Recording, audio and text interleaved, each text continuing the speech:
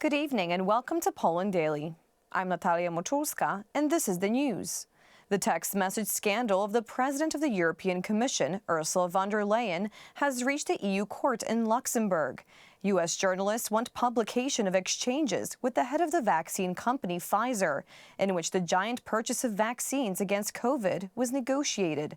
Is there a chance, and if so, when will we be able to learn the details of this mysterious correspondence, the publication of which is being persistently defended by the European Commission?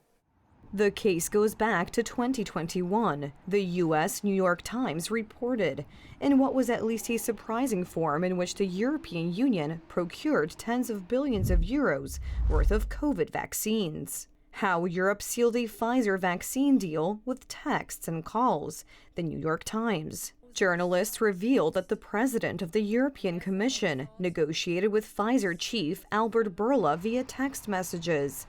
The European Commission has never denied that this was indeed the case, but has stated that such correspondence does not have to and will not be disclosed. So the American journalists took the case to the EU court in Luxembourg. Transparency and public access to government documents play a key role in democratic oversight. This case presents a very important issue, whether officials can avoid public transparency by communicating through text messages, rather than more traditional means. The head of the European Commission has repeatedly announced the next batches of vaccines ordered, but never the details of the negotiations, and the details of the Pfizer contract itself have been kept secret. As you know, we have right now access to 300 million doses of the BioNTech Pfizer vaccine. Now, the good news is we now have agreed with BioNTech Pfizer to extend this contract. With the new agreement, we could purchase a total of up to an additional 300 million doses of the BioNTech Pfizer vaccine. In other words, this will allow us to double the amount of doses of BioNTech Pfizer. In the end, the European Union ordered nearly 2 billion vaccines from Pfizer alone, and a total of 4.5 billion vaccines for an astronomical sum of more than 70 billion euros. MEPs from different sides of the political spectrum have also been asking for details of these purchases for years, to no avail. The European Commission has been hiding text message exchanges between President von der Leyen and the head of Pfizer this whole time. Where's the transparency? Where's the ground rules, and why the secrecy? It seemed that the drawn-out vaccine case could hurt von der Leyen's re-election as president of the Commission, but that didn't happen, as she still holds the most important EU post. Some of the officials occupying high positions in the European Union believe that they are bound by other rules and other principles. This is not a good situation, but it is one we are dealing with today. The head of the European Commission was defended, among others, by EU Commissioner Vera Jourova, responsible for EU values and transparency, for years fighting the Polish government for its alleged lack of rule of law and advocating blocking funds due to Poland. There is a narrow circle out there that decides what the money is spent on, which groups, which sectors, which industries, and which corporations will benefit from it. We, unfortunately, as Europeans, are at a disadvantage. Our entire economy suffers by the creation of the von der Leyen clan rules, and we are heavily at a loss. Few people hope that von der Leyen's correspondence will ever actually see the light of day, but the text message scandal of the president of the European Commission has already shown what rules Brussels officials operate under and how much change is needed in Brussels. They dressed up in Ukrainian uniforms and launched a surprise attack. Kyiv is sounding the alarm about another shameful example of Russia's violation of international conventions. According to reports from the Ukrainian staff, some enemy troops pretended to be Ukrainian units during the assault near Kupyansk in the east of the country. The Russians are pushing all along the front. The Kremlin has one goal: to snatch as much Ukrainian territory as possible before winter, and above all, before the expected negotiations with Ukraine. Hence the massive attacks in which the Russians are suffering massive losses. On the other hand, heroic defense and the hope that the new political hand in Washington, D.C. will translate directly into their lives. The changes are good. Maybe there will be more support. In addition, the United States has its own plan on how to end this war.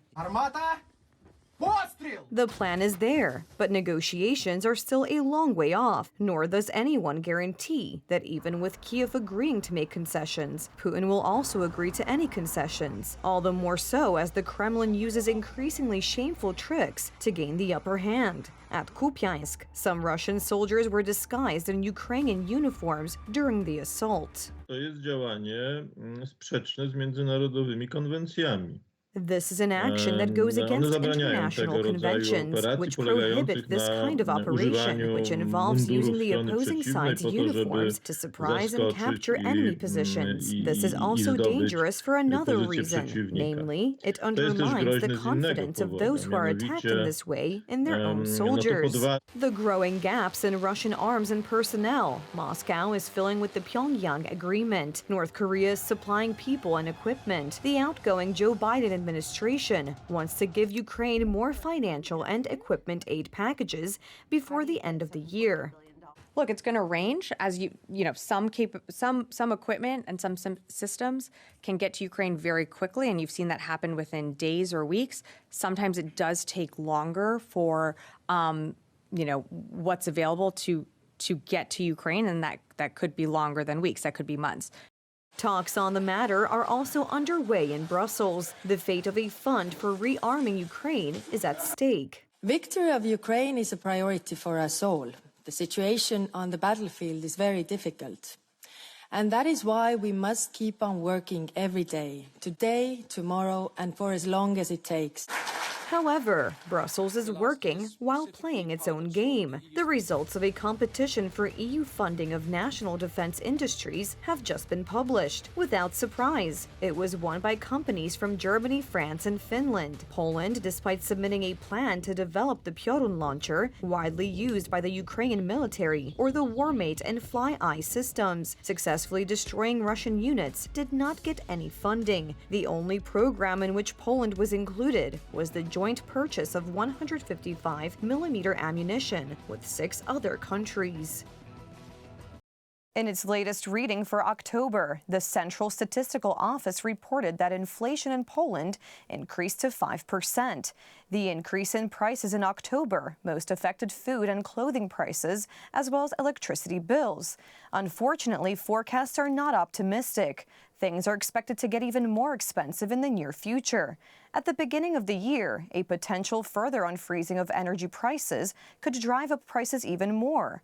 Trouble is also in store for entrepreneurs who are affected by the uncertainty in the economy.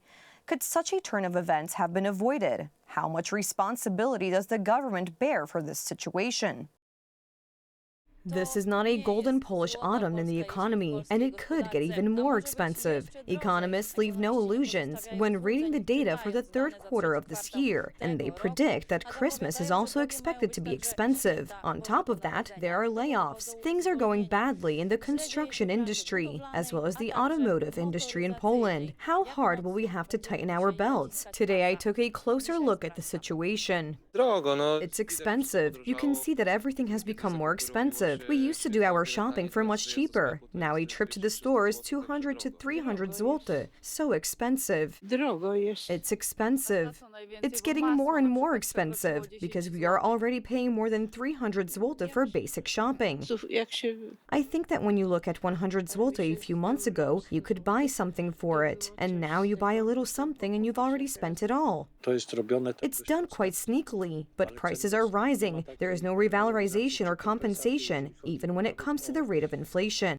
That's right, soaring inflation, which has already reached 5%, is not the only problem with the Polish economy. Store prices are again increasing faster and faster. Their growth has been most conquered by food and clothing prices. This weakens consumption, which is the main engine of the economy. GDP scored a quarterly decline to 2.7%. The slowdown in economic growth is certainly affected by worse performance in the construction sector. We have very high energy prices and also various DMI leading indicators, for example, satisfaction or comfort of entrepreneurs. In the election campaign, the Polish Prime Minister easily equated high prices with law and justice. Now he has a problem. The economic situation is much worse than a year earlier. This is what will determine whether the next generation will be able to develop in a peaceful way. The opposition has no doubt that the difficult situation in the economy could have been avoided, and everything is the result of bad government decisions. It started with the elimination of energy shields that shielded Poles from high gas and electricity bills. It also abolished zero VAT on food, which was kept at zero under the Law and Justice government, and all this is reflected in the wallets of Poles. They knew it would end like this, and yet they did it. They didn't want to protect Poles from price increases. The automotive industry joins those withdrawing from Poland as a result of uncertain ground for investment. Only how to comfortably do business when there is chaos in the courts and stagnation in investment. Lear Corporation, a U.S. company that manufactures for the automotive sector, plans to carry out group layoffs at its Polish branch in Pikutkowo. Those laid off from PKP Cargo were deprived of financial security, which is a violation of the Constitution. They were supposed to get severance pay, and their certificates of employment have a provision that PKP will pay them when it has the money. The severance pay was not paid to the employee by the date of termination of employment due to the financial difficulties of the plant. These are pathological phenomena, and although we pessimistically assumed the governing abilities of the civic coalition, we did not think it would be as bad as it is. It can be said that they are breaking all records of irresponsibility here. And the misguided decisions and complete failure to invest are reflected in the increasingly weak economic data and in the wallets of Poles. All indications are that people living in Poland will have to tighten their belts a lot more before Christmas. With a big victory comes a big celebration. The Republicans' Gala in Mar-a-Lago, Florida, was an occasion for post-election jubilation, but also a time to unite. Donald Trump outlined the most important tasks for his first days in office: strengthening Americans' borders, security, fixing the economy, and international policy. He said that people chose the Republicans because they want to feel like hosts in their own country. These words have already been followed by concrete actions.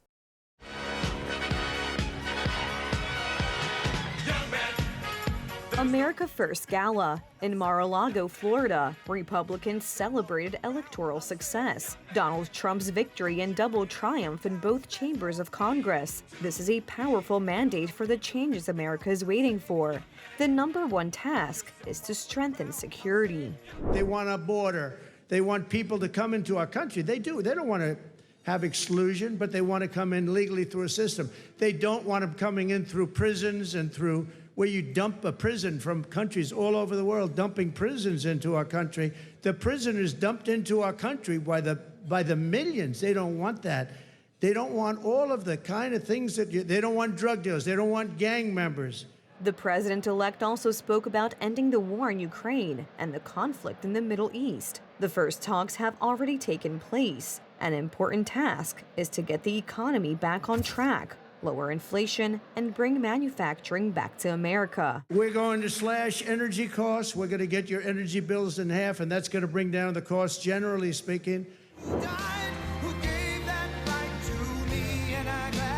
Actor Sylvester Stallone, known for his roles in Rocky Balboa or Rambo, who was present at the gala, said that for him Trump is like the cinematic hero America needs. He also compared the Republican to a historic American leader. When George Washington defended his country, he had no idea that he was going to change the world. Because without him, you can imagine what the world would look like. Guess what? We got the second George Washington. Congratulations!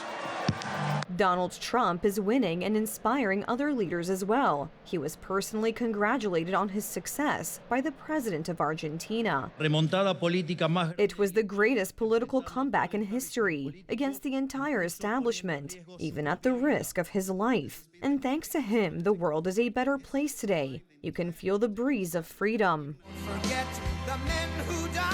Republicans would like to make changes from the first day of government. That's why work has begun on key reforms that will reverse the negative effects of 4 years of Democratic rule. We're just getting started. And the thing I remember about last week is when Donald Trump was in this room, everybody else was celebrating. He was stone cold ready for the next step, because last Tuesday was not the destination, it was the start line for the revival of this country. Every day, Donald Trump reveals more cards of the presidential deck.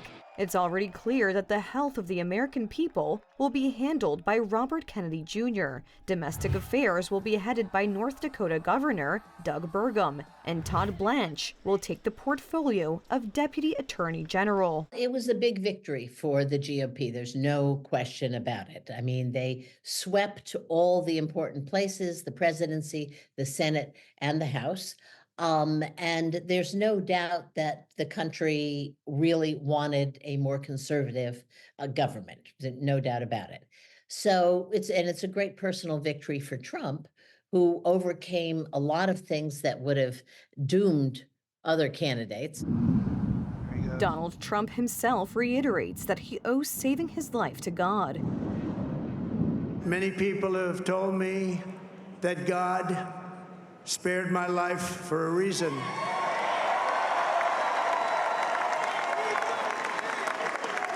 And that reason was to save our country and to restore America to greatness. Elect and former president. The Democrats' reign ends on the 20th of January. That's when Donald Trump will take over the White House. A dozen days earlier, congressmen will begin their service. That's all for the news tonight. Thank you so much for joining us, and have a wonderful evening.